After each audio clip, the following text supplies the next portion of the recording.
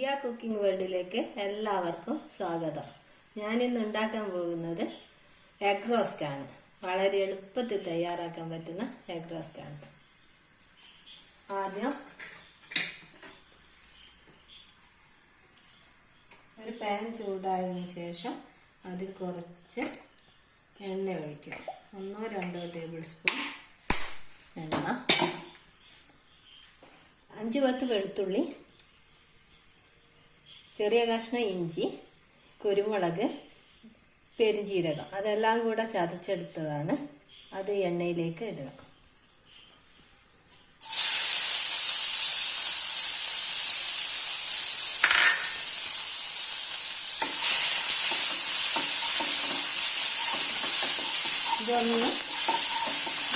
ഇതെല്ലാം കൂടെ ഒന്ന് മൂത്തതിന് ശേഷം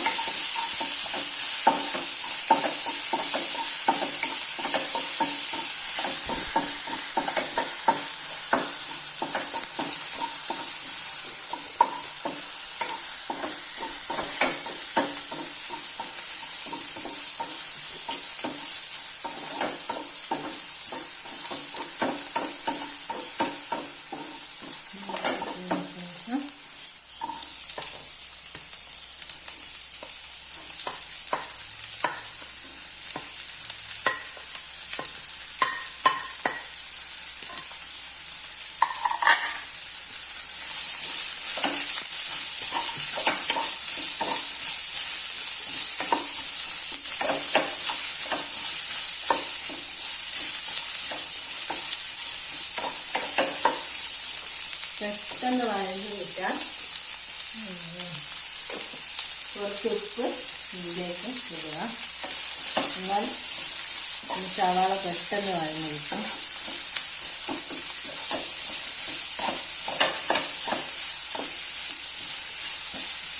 എന്നിട്ട് ഇത് നല്ലോണം ബ്രൗൺ കളറാകുന്നത് വരെ റോസ്റ്റ് ചെയ്തെടുക്കുക.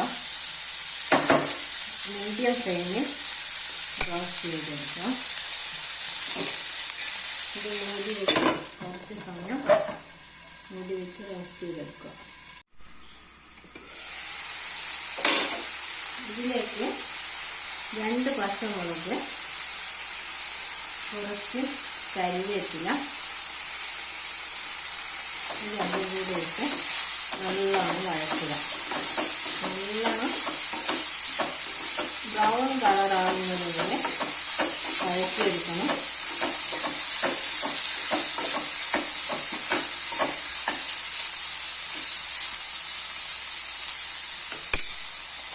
മൂടി വെച്ച് വഴറ്റിയെടുക്കുക.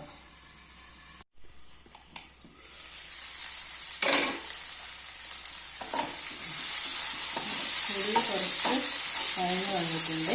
ഇനി നമുക്ക് 2 തക്കാളി, മീഡിയം സൈസ് തക്കാളി, നല്ലോണം പഴുത്ത തക്കാളി എടുക്കണം. അതിട്ട് ഒന്നും കൂടെ ഫ്രൈ ചെയ്ത് മൂടി വെച്ച് ഫ്രൈ ചെയ്യും.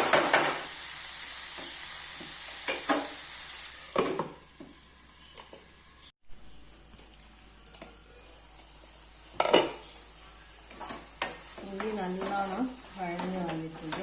എല്ലാം നല്ല ഫ്രൈ ആയിട്ടുണ്ട്. ഇനി നമുക്ക് മസാലകളെല്ലാം ഇടാം.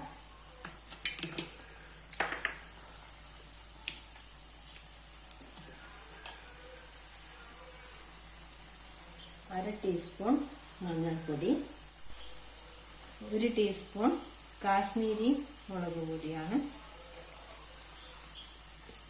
1.5 ടീസ്പൂണാണ് ഇടുന്നത്.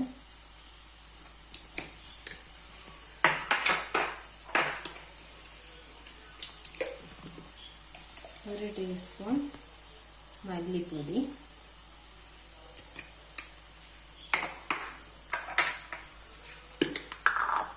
1/4 ടീസ്പൂൺ ഗരം മസാല,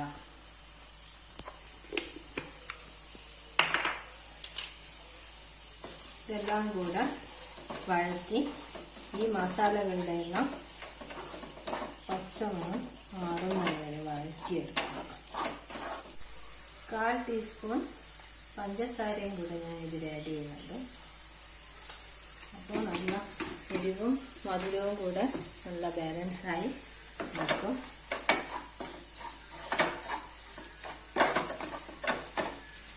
ഇതിൻ്റെ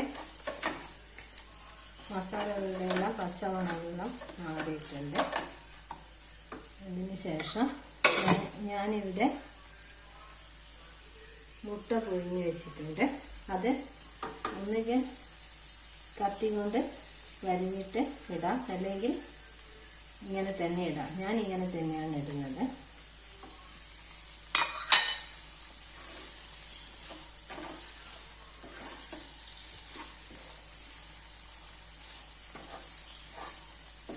നിങ്ങളുടെ എരിവിനനുസരിച്ച് നിങ്ങൾക്ക് മുളക് പൊടിയുടെയും കുരുമുളക് പൊടിയുടെയും എല്ലാം അളവ് കൂട്ടുകയും കുറയ്ക്കുകയും ഒക്കെ ചെയ്യാം.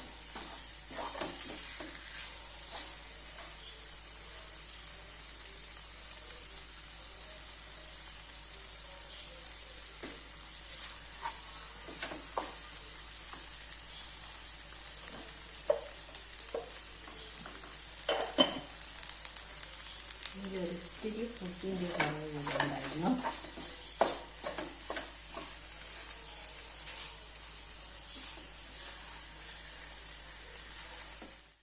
നമ്മുടെ മുട്ട റോസ്റ്റ് ഇവിടെ റെഡി ആയിട്ടുണ്ട്. ഈ റെസിപ്പി നിങ്ങൾക്ക് ഇഷ്ടപ്പെട്ടിട്ടുണ്ടെങ്കിൽ നിങ്ങൾക്ക് ലൈക്ക് ചെയ്യാൻ, സബ്സ്ക്രൈബ് ചെയ്യാൻ മറക്കല്ലേ. Thank you.